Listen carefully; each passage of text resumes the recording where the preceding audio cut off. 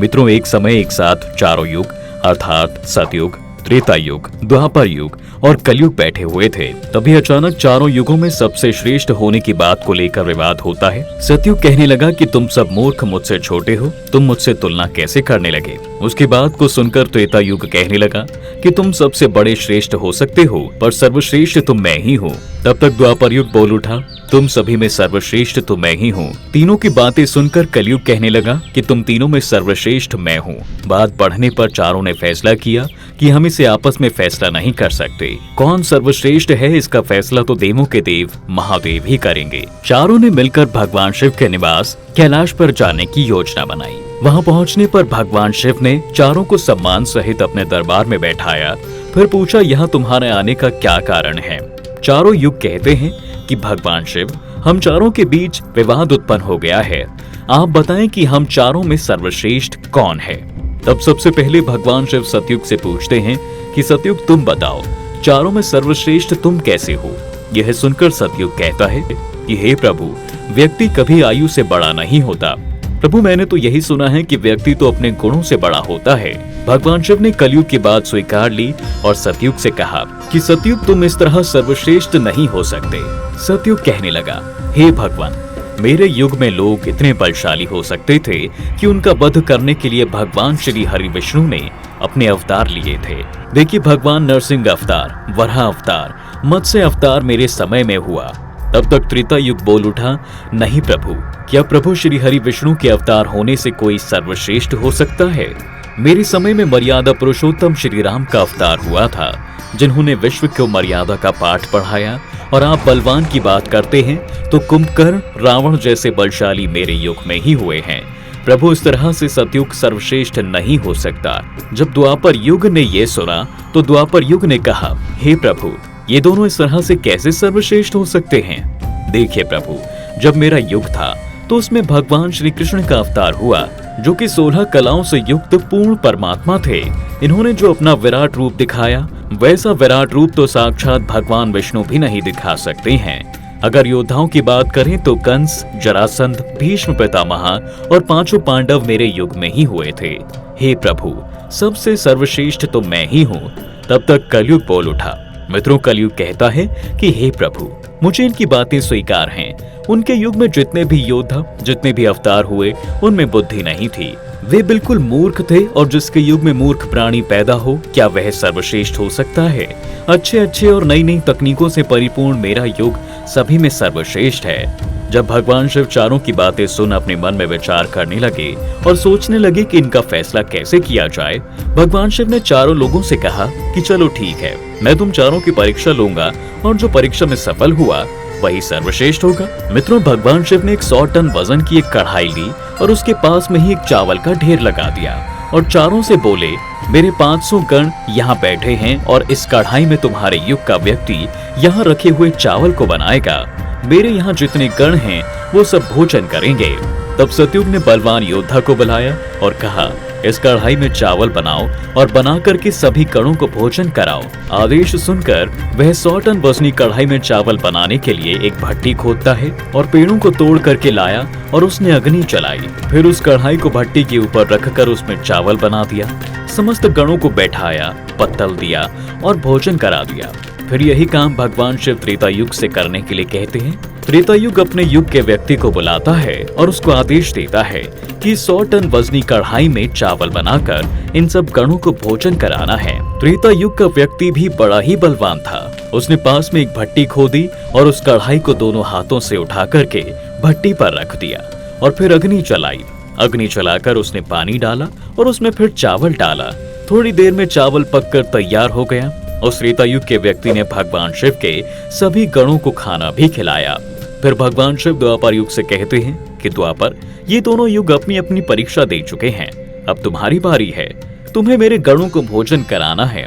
मित्रों, द्वापर युग ने भी एक ताकतवर व्यक्ति को बनाया और उससे कहा कि वहाँ रखे 100 टन वजनी कढ़ाई में चावल बनाना है और फिर इन सभी गणों को भोजन कराना है। द्वापर युग का व्यक्ति भी एक भट्टी खोदता है और लकड़ियों को इकट्ठा करता है और अपना पूरा दम लगाकर दोनों हाथों से उस कढ़ाई को उठाया, फिर उसे भट्टी पर रख दिया। फिर भट्टी के नीचे अग्नि चलाई, उसमें चावल डाला और फिर चावल पक गए तो उसने भगवान शिव के सभी गणों को भोजन कराया। अब भगवान शिव कहते हैं कि हे कलयुग, अब तुम्हारी बारी है। तुम कढ़ाई को देख रहे हो, इसका वजन कम नहीं होगा, इसका वजन उतना ही रहेगा, लेकिन अब तुम्हें भी परीक्षा देनी है, क्योंकि तुम ये मानने को तैयार नहीं थे कि तुम सबसे छोटे हो। तुम्हारे युग के आदमी की उम्र भी सिर्फ 100 साल ही है, जबकि सतयुग में आदमी की उम्र की आयु 1,00,000 वर्ष, त्रेता युग 10,000 वर्ष और द्वापर युग में 1000 वर्ष का हुआ करता था। और आपके युग का मनुष्य भी छोटा है। लेकिन प्रभु, आप मुझे पहले से ही इस तरह से निराश ना करें। प्रभु, आप न्यायाधीश हैं, सभी को परीक्षा का मौका देना चाहिए, आप मुझे भी परीक्षा देने का मौका दें। फिर कलयुग कहता है कि ठीक है प्रभु, आप मेरा तमाशा तो देख लीजिए। यह सुन तीनों युग हंसने लगे। उनकी बातों को सुनकर भगवान शिव भी आश्चर्यचकित हो गए। भगवान शिव सोच रहे थे कि क्या कलयुग का मनुष्य इतने हजारों किलो टन का वजन उठा पाएगा। जिसके बाद कलयुग ने एक अत्यंत बुद्धिमान व्यक्ति को बनाया। वो बड़ा ही तीव्र व्यक्ति था, अत्यधिक सोचने वाला व्यक्ति था।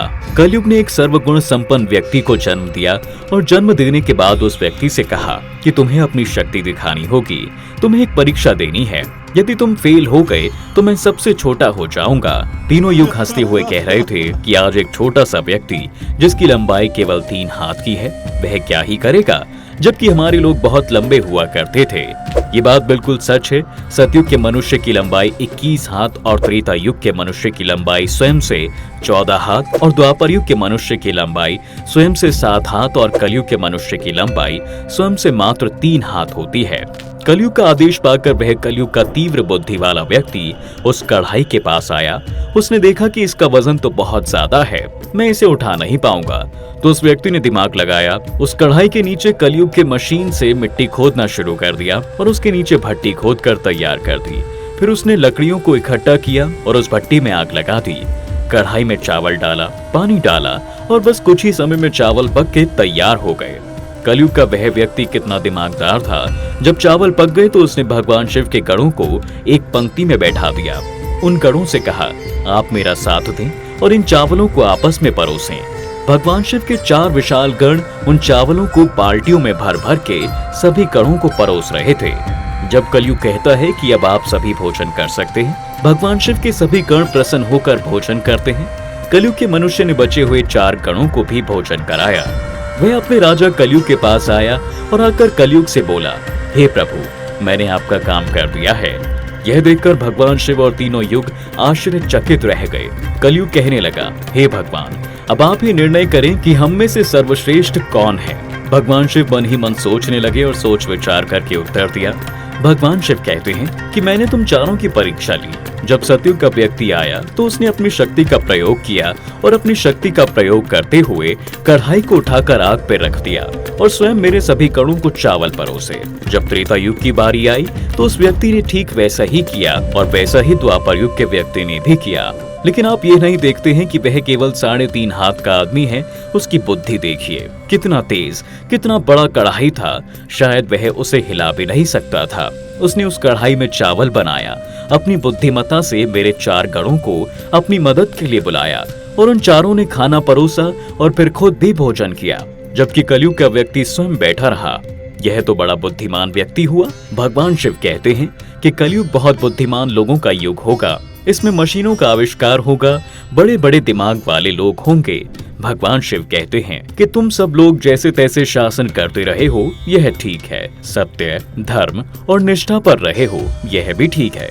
परंतु तुम्हारे काल के लोगों में बुद्धि का अभाव था। उन्होंने कभी भी अपनी बुद्धि का प्रयोग नहीं किया। अन्यथा कुंभकर्ण, रावण जैसे महान योद्धा जिन्हें मारने के लिए स्वयं भगवान ने अवतार लिया था, वे इतने मूर्ख थे कि उन्हें पता ही नहीं चल सका कि ये भगवान है, ये सृष्टि के रचयिता हैं और उसने युद्ध किया और वे सभी मारे गए। कलयुग के मनुष्य को देखो, कितना बुद्धिमान है और आगे आने वाले कलयुग के समय में वैसे ही बुद्धिमान व्यक्ति देखने को मिलेंगे। और इसके बाद भगवान शिव ने निर्णय लिया कि आप चारों में सर्वश्रेष्ठ कलयुग होंगे। कलयुग मशीनों का युग होगा। इस समय बड़ी बड़ी मशीनों का आविष्कार होगा, जो सतयुग, त्रेता युग और द्वापर युग में संभव नहीं हुआ था। भगवान शिव की बातें सुनकर चारों युग उनकी आज्ञा का पालन करते हैं। उम्मीद करते हैं कि आपको ये वीडियो पसंद आई होगी। इसे लाइक और शेयर जरूर करें। धन्यवाद।